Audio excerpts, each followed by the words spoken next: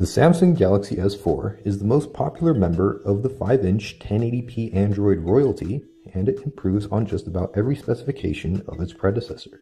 The smartphone ships in a retail box with pretty standard contents. You get an AC adapter, micro USB cable, and a headset. The Galaxy S4 can work with a number of additional interesting accessories, but those you will have to buy separately. The screen has grown to 5 inches, and the Adobe RGB screen setting provides you with much more accurate colors, solving the unrealistic colors issue of the AMOLED displays of old. With the high pixel density that stems from the 1080p resolution and Super AMOLED's natural advantages, the Samsung Galaxy S4 packs what is arguably one of the best displays on the market right now. Despite the larger screen, the Galaxy S4 has virtually the same footprint as the Galaxy S3, and it's slimmer too. The size of the new Samsung flagship also compares favorably to that of the HTC One, even though the HTC smartphone packs a smaller 4.7-inch screen.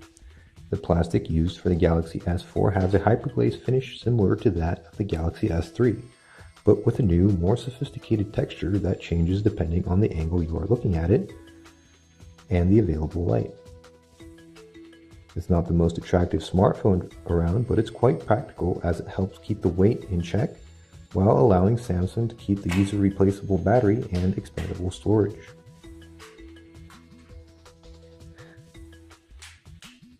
The bezel around the screen has gotten narrower, but there's still enough room for the 2-megapixel front-facing camera and a special IR sensor, both of which are important for features like dual shot and air gestures. The back of the Galaxy S4 features a slightly protruding 13-megapixel camera and LED flash. The top of the phone houses an IR emitter, which can be used to control TVs, AV receivers, air conditioners, and other appliances around your home. The Samsung Galaxy S4 launches with Android 4.22 Jelly Bean, the latest publicly available version of the Google platform, and it packs the latest batch of exclusive software from Samsung. That includes the TouchWiz interface, which enriched the Android experience not only with major features like multi-window, but also a variety of tweaks and improvements. It starts off with the lock screen. It has widgets, a new feature in Android 4.2, and beautiful photos from TripAdvisor, which change automatically. The shortcuts on the bottom of the screen are disabled by default. The special favorite apps widget on the right has taken their place. You can re-enable them and switch the right widget to the camera as the default Android behavior. The home screen is virtually unchanged, save for a few widgets. Home screen panes can be managed with the usual pinch gesture, and you can have anywhere between 1 and 7 of them. One small change we noticed shows up when adding shortcuts or widgets to the home screen. Small thumbnails of all home screen panes show up at the bottom, complete with the silhouettes of the widgets on them. This makes finding an empty spot for the new widget so much easier. The notification area has been tweaked too. The usual arrangement of toggles, screen brightness slider, and notifications is still in place, but you can view all toggles at once, similar to Android 4.2. To access the full list of toggles, you need to either push the dedicated button when you have opened the notification area already, or simply perform a 2-finger swipe. You can rearrange the toggles, and the top row is always visible. The screen brightness slider can be hidden to save space too. The Samsung Galaxy S4 borrows a couple of features from the Note 2. One of them is multi-window multitasking, which can be enabled by long pressing the back key.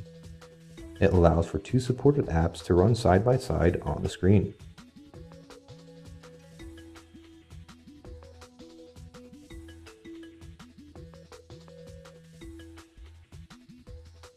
Another is Air View. Basically, it turns your finger into an S Pen. You can hover your finger over an item on the screen to view more info, for example the text of an SMS, the calendar appointment text, photos in a folder, and so on.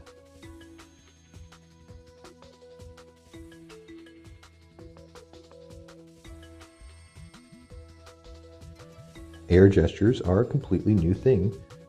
In a Kinect-like twist, the Galaxy S4 can be controlled by waving your hand some distance in front of it. It can be used for scrolling, changing active tabs, skipping songs, and answering calls.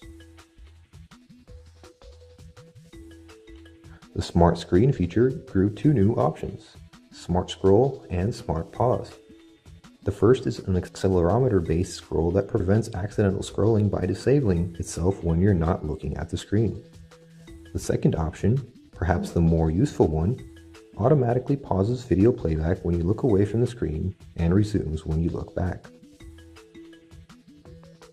The camera interface has been reworked and is now based on the Samsung Galaxy camera. The interface is greatly simplified and hides most of the features in the mode carousel, which offers helpful images and descriptions to help out new users. There are plenty of interesting features, but the ones to note are the dual shot mode and 360 photo, also known as photosphere. We have the Snapdragon 600 base version of the Samsung Galaxy S4 here, which is the version many countries will get. Samsung went with a higher clock speed, making the S4 the fastest phone we've tested. In theory, the Exynos 5 Octa chipset should offer even better performance, but we've yet to see about that.